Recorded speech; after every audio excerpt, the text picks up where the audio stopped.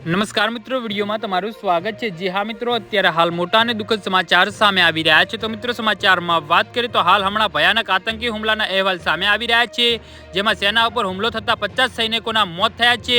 પાકિસ્તાની સેના વિરુદ્ધ બુલ્ચ બળવાખોરે અને બલુચિસ્તાનના લેબ્રેસ ફ્રન્ટ ઓપરેશન બામ હાથ ધરાયું હતું। આ 3 દિવસનું ઓપરેશન હવે પૂરું થયું છે, જેમાં છેલ્લા 4 દિવસમાં બલુચિસ્તાનમાં પાકિસ્તાનના અન્ય પ્રાંતોમાં હુમલા કરવામાં આવ્યા હતા। જી હા મિત્રો, અત્યારે હાલ મોટા અને દુઃખદ સમાચાર સામે આવી રહ્યા છે।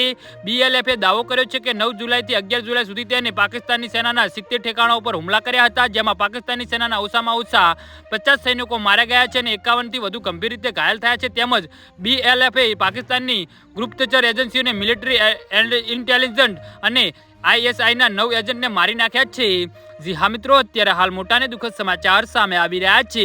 તો મિત્રો, સમાચારમાં વધુ વિગતવાર વાત કરીએ તો બીએલએફ અને 72 કલાક સુધી ચાલેલા ઓપરેશન બામમાં 24 ખનીજ વહન કરતા ટ્રક, ગેસ કે ટેન્કરનો પણ નાશ કર્યો હતો। આ સાથે જ 5થી વધુ સર્વેલન્સ ડ્રોન અને ક્વોડકોપ્ટર તોડી પાડવામાં આવ્યા હતા, જેનાથી પાકિસ્તાની સર્વેલન્સ સિસ્ટમને નુકસાન થયું છે। તો બીએલએફ અનુસાર 70 હુમલાઓથી 30થી વધુ સીધા પાકિસ્તાની સેના અને સરહદ સુરક્ષા દળો કર્મચારીઓ પર કરવામાં આવ્યા હતા। જી હા મિત્રો, તો આના વિશે તમારું શું કહેવું છે તો નીચે મારી કમેન્ટ બોક્સમાં જરૂરથી જણાવજો।